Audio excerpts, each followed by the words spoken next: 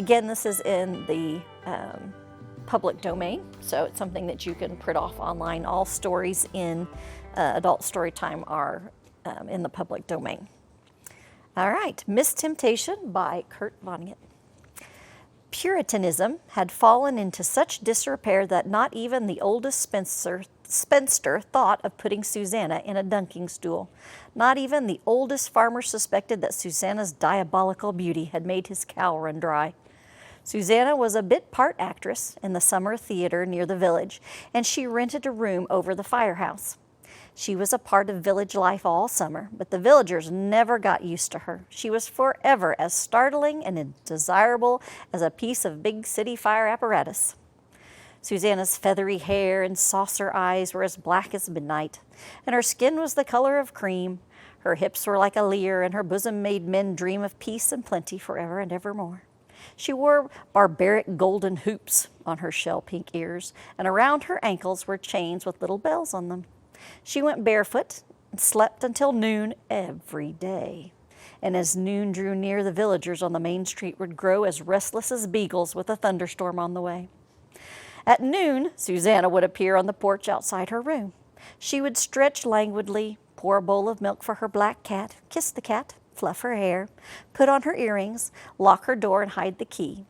And then, barefoot, she would begin her stately, undulating, titillating, tinkling walk down the outside stairway, past the liquor store, the insurance agency, the real estate office, the diner, the American Legion post, and the church, to the crowded drugstore.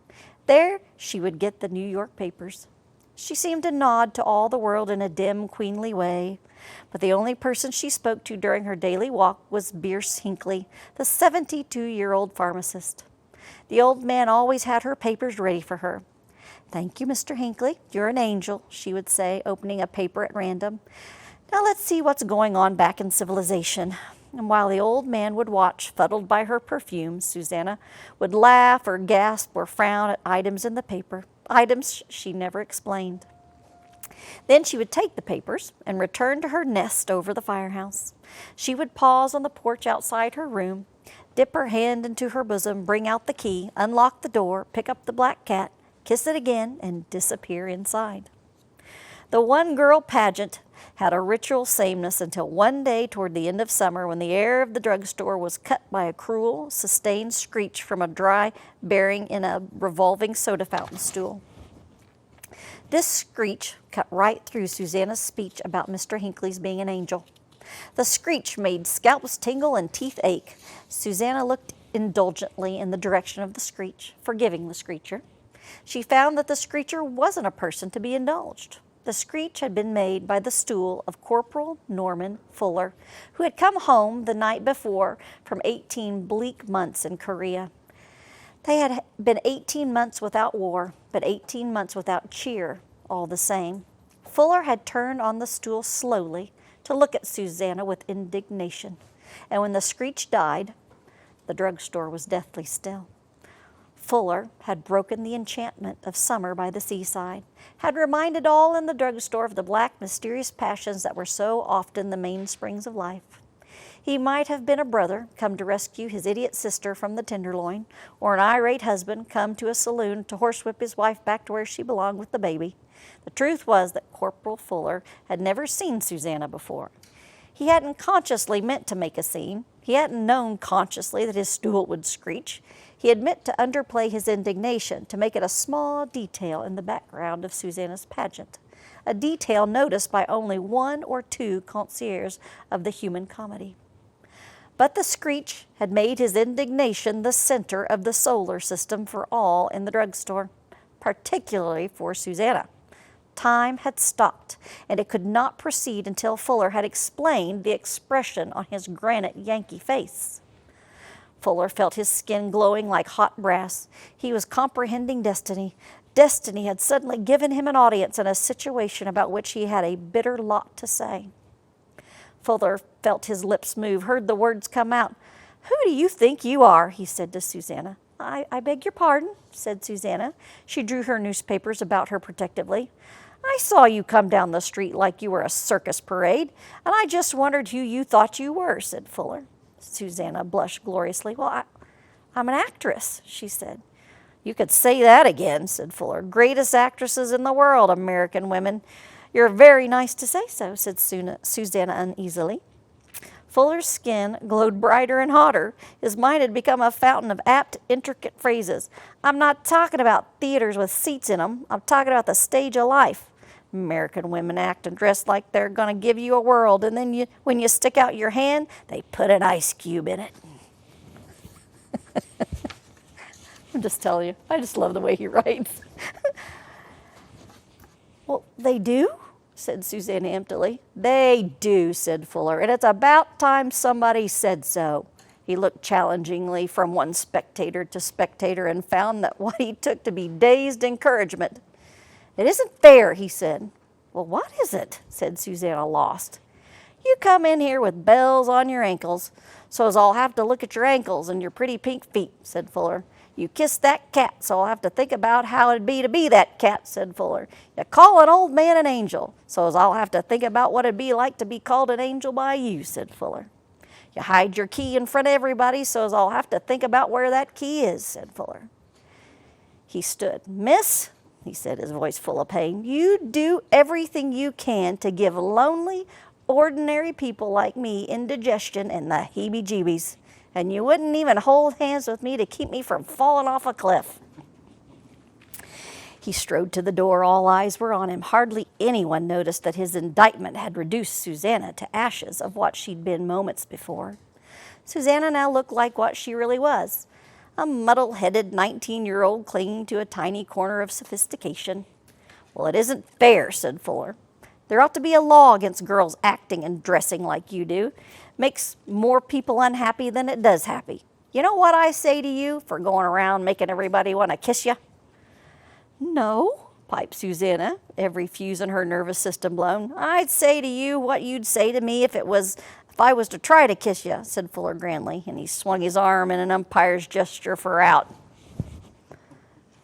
He said, the heck with you, and he left, slamming the screen door. Well, he didn't look back when the door slammed again a moment later, when the patter of running bare feet and the wild tinkling of little bells faded away in the direction of the firehouse. That evening, Corporal Fuller's widowed mother put a candle on the table, fed him some sirloin steak and strawberry shortcake in honor of his homecoming. Holy cow. Fuller ate the meal as though it were wet blotting paper, and he answered his mother's cheery questions in a voice that was dead. Well, aren't you glad to be home? Said his mother when they'd finished their coffee. Sure, said Fuller. Well, what did you do today? She said. Walked, he said. Well, seeing all your old friends? She said. Haven't got any friends, said Fuller. His mother threw up her hands. No friends, she said. You? Times change, Ma, said Fuller heavily. 18 months is a long time. People leave town. People get married. Well, marriage doesn't kill people, does it? She said. Fuller didn't smile. Maybe not, he said. But it makes it awful hard for him to find any place to fit old friends in. Well, Dougie isn't married, is he? He's out west, Ma, with the Strategic Air Command, said Fuller. The little dining room became as lonely as a bomber in the thin, cold stratosphere. Oh, said his mother. There must be somebody left. Nope, said Fuller. I spent the whole morning on the phone, Ma. I might as well have been back in Korea. Nobody home. I can't believe it, she said. Why, you couldn't walk down Main Street without being almost trampled by friends. Ma, said Fuller hollowly, after I ran out of numbers to call, you know what I did? I went down to the drugstore, Ma, and just sat there by the soda fountain, waiting for somebody to walk in. Somebody I knew, maybe just even a little, Ma, he said in anguish. All I knew was poor old Bierce Hinckley. I'm not kidding you one bit. He stood crumbling his napkin into a ball. Ma, will you please excuse me? Well, yes, of course, she said. Where are you going now? She beamed. Out to call on some nice girl, I hope. Fuller threw the napkin down. I'm going to get a cigar, he said. I don't know any girls. They're all married too. His mother paled. Well, I see, she said. I didn't even know you smoked. Ma, said Fuller tautly, can't you get it through your head? I've been away for 18 months, Ma. 18 months. Well, it is a long time, isn't it? Said his mother, humbled by his passion. Well, you go get your cigar. She touched his arm. And please don't feel so lonely. You just wait. Your life will be so full of people again, you won't know which one to turn to. And before you know it, you'll meet some pretty young girl and you'll be married too. I don't intend to get married for some time, Mother, said Fuller stuffily. Not until I get through divinity school. Divinity school, said his mother. When did you decide that? At noon, said Fuller. What happened at noon? I had kind of a religious experience, Ma, he said. Something just made me speak out. About what? She said, bewildered. In Fuller's buzzing head, there whirled a rhapsody of Susannas. He saw again all the professional temptresses who had tormented him in Korea, who had beckoned from makeshift bedsheets and movie screens, from curling pinups on damp tent walls, from ragged magazines and sandbagged pits. The Susannas had made fortunes, beckoning to lonely Corporal Fullers everywhere, beckoning with stunning beauty, beckoning the Fullers to come nowhere for nothing. The wraith of a Puritan ancestor, stiff-necked, dressed in black, took possession of Fuller's tongue, and Fuller spoke with a voice that came across the centuries, the voice of a witch-hanger, a voice redolent with frustration, self-righteousness, and doom. What did I speak out against, he said. Temptation. Fuller's cigar in the night was a beacon warning carefree, frivolous people away. Warning carefree, frivolous people away. It was plainly a cigar smoked in anger. Even the moths had sense enough to stay away. Like a restless, searching red eye, it went up and down every street in the village, coming to rest at last, a wed, dead cigar butt before the firehouse. Well, Beers Hinckley, the old pharmacist, sat at the wheel of the pumper, his eyes glazed with nostalgia from the days when he had been young enough to drive it. And on his face, for all to see, was a dream of one more catastrophe with all the young men away, when an old man or nobody would drive the pumper to glory one more time. He spent warm evenings there behind the wheel and had for years. You want a light for that thing? He said to Corporal Fuller, seeing the dead cigar between Fuller's lips. No, thanks, Mr. Hinckley, he said. All the pleasure's out of it. Beats me how anybody finds any pleasure in cigars in the first place, said the old man. Matter of taste, said Fuller. No accounting for tastes. Oh, one man's meat's another man's poison, said Mr. Hinckley. Live and let live, I always say. He glanced at the ceiling, and above it was the fragrant nest of Susanna and her black cat. Me? All my pleasures are looking at what used to be pleasures. Fuller looked at the ceiling, too, meeting the unmentioned issue squarely. If you were young, he said, you'd know why I said what I said to her. Beautiful, stuck-up girls give me a big old pain. Oh, I remember that, said Hinckley. I'm not so old I don't remember the big pain. If I have a daughter, I hope she isn't beautiful, said Fuller. The beautiful girls at high school, by goodness, if they didn't think they were something extra special. Well, by goodness, if I don't think so, too, said Hinckley. Well, they wouldn't even look at you if you didn't have a car and an allowance of $20 a week to spend on them, said Fuller. Well, why shouldn't they? Said the old man cheerfully. If I was a beautiful girl, I wouldn't. He nodded to himself. Well, anyway, I guess you came home from the wars and settled the score. I guess you told her. Ah, said Fuller. You can't make any impression on them. Ooh, I don't know, said Hinckley. There's a fine old tradition in the theater. The show must go on, you know. Even if you've got pneumonia, your baby's dying, you still got to put on a show. Oh, I'm all right, said Fuller. Who's complaining? I feel fine. The old man's white eyebrows went up. Who's talking about you? He said. I'm talking about her. Fuller reddened, mouse-trapped by egoism. Oh, she'll be all right, he said. She will? Said Hinckley. Well, maybe she will. All I know is the show started at the theater and she's supposed to be in it and she's still upstairs. She is? Said Fuller, amazed. Has been, said Hinckley, ever since you paddled her and sent her home. Fuller tried to grin ironically. Now, isn't that too bad, he said. But his grin felt queasy and weak. Well, good night, Mr. Hinckley. Good night, soldier boy, said Hinckley. Good night. As noon drew near on the next day, The villagers along the main street seemed to grow stupid. Yankee shopkeepers made change lackadaisically as though money didn't matter anymore, and all thoughts were of the great cuckoo clock the firehouse had become. The question was, had Corporal Fuller broken it? Or at noon, would the little door on top fly open and would Susanna appear? In the drugstore, old Bierce Hinckley fussed with Susanna's New York papers, rumpling them in his anxiety to make them attractive. They were bait for Susanna. Moments before noon, Corporal Fuller, the vandal himself, came into the drugstore. On his face was a strange mixture of guilt and sore-headedness. He had spent the better part of the night awake, reviewing his grievances against the beautiful woman. All they think about is how beautiful they are, he said to himself at dawn. They wouldn't even give you the time of day. He walked along the row of soda fountain stools and gave each empty stool a seemingly idle twist. He found the stool that had screeched so loudly the day before, and he sat down on it, a monument of righteousness. No one spoke to him. The fire siren gave its perfunctory wheeze for noon, and then, hearse-like, a truck from the express company drove up to the firehouse. 2 men got out, climbed the stairs. Susanna's hungry black cat jumped to the porch railing and arched its back as the expressman disappeared into Susanna's room. The cat spat when they staggered out with Susanna's trunk. Fuller was shocked. He glanced at Bierce Hinckley, and he saw the old man's look of anxiety had become the look of double pneumonia, dizzy, blind, and drowning. "Satisfied, Corporal," said the old man. "Well, I didn't tell her to leave," said Fuller. "You didn't leave her much choice," said Hinckley. "What does she care what I think?" said Fuller. "I don't know she was such a tender blossom." The old man touched Fuller's arm lightly. "We all are, Corporal. We all are," he said.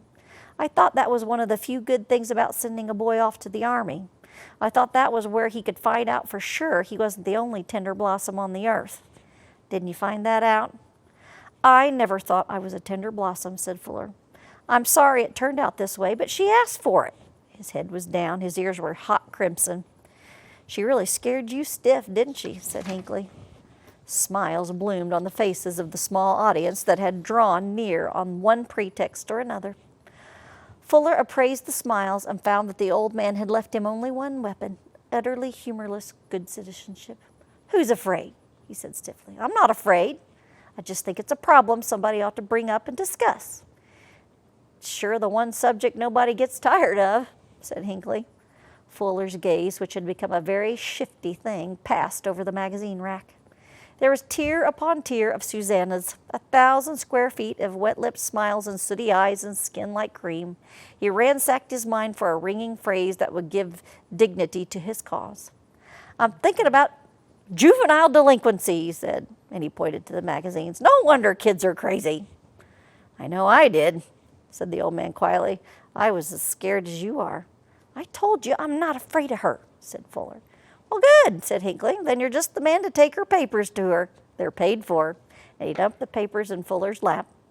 And Fuller opened his mouth to reply, but he closed it again. His throat had tightened, and he knew that if he tried to speak, he would quack like a duck. If you're really not afraid, Corporal," said the old man, "that would be a very nice thing to do, a Christian thing to do." And as he mounted the stairway to Susanna's nest, Fuller was almost spastic in his efforts to seem casual. Susanna's door was unlatched, and when Fuller knocked on it, it swung open, and in Fuller's imagination, her nest had been dark and still, reeking of incense. A labyrinth of heavy hangings and mirrors was somewhere a Turkish corner, with somewhere a billowy bed in the form of a swan. He saw Susanna in her room in truth now. The truth was the cheerless truth of a dirt-cheap Yankee summer rental. Bare wood walls, 3 coat hooks, a linoleum rug, 2 gas burners, an iron cot, an icebox, a tiny sink with naked pipes, a plastic drinking glass, 2 plates, a murky mirror, a frying pan, a saucepan, and a can of soap powder. The only harem touch was a white circle of talcum powder before the murky mirror, and in the center of the circle were the prints of 2 bare feet. The marks of the toes were no bigger than pearls.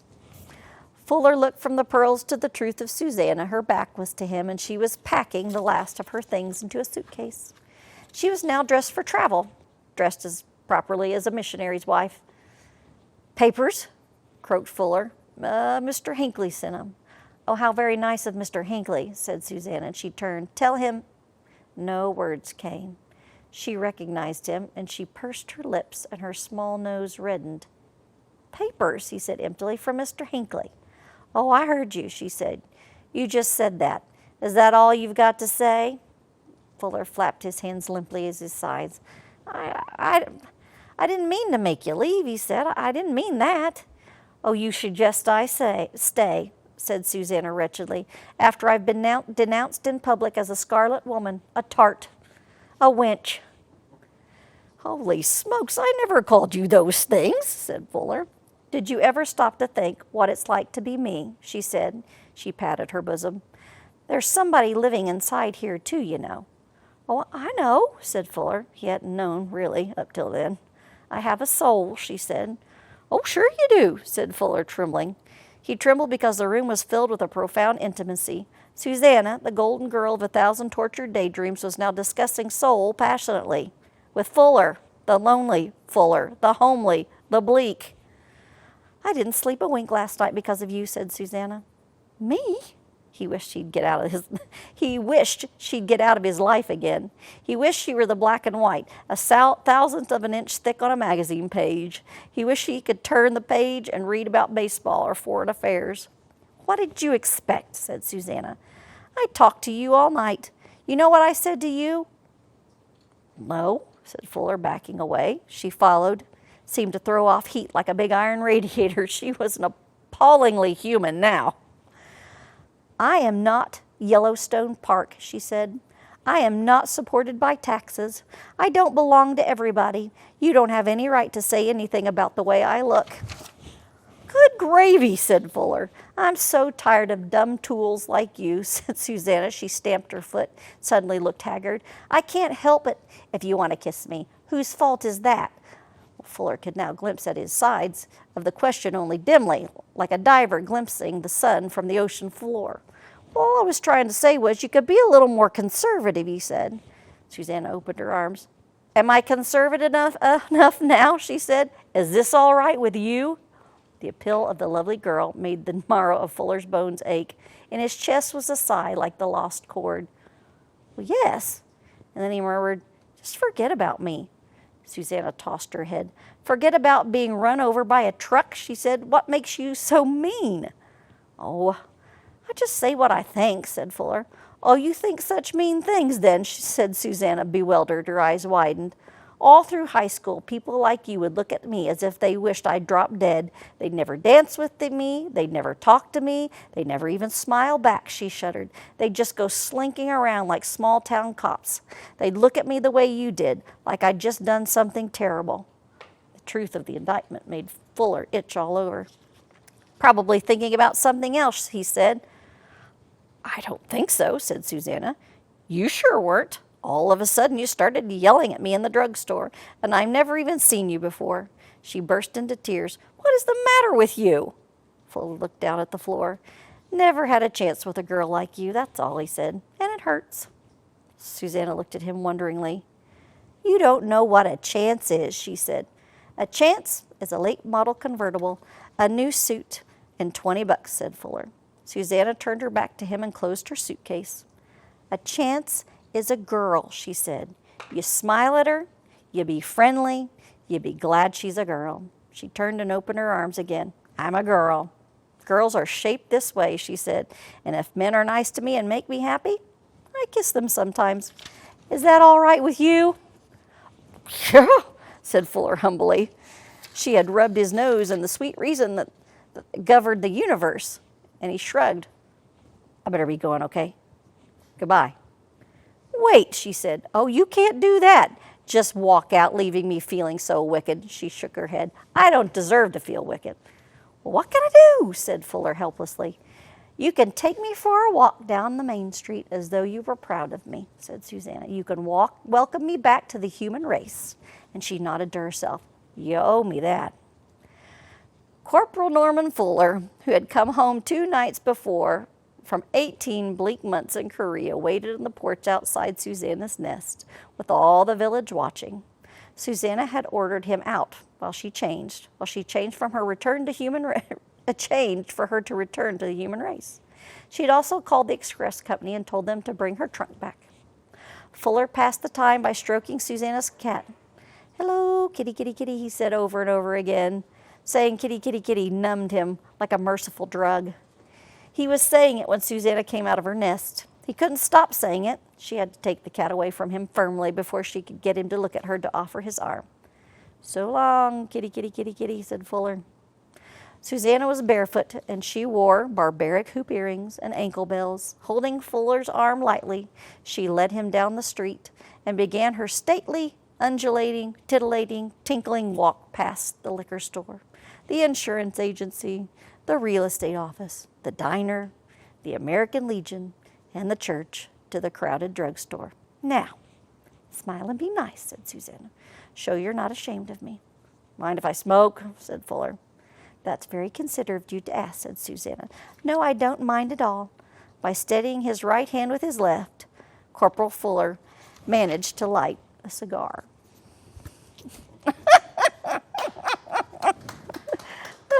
Happy Valentine's Day!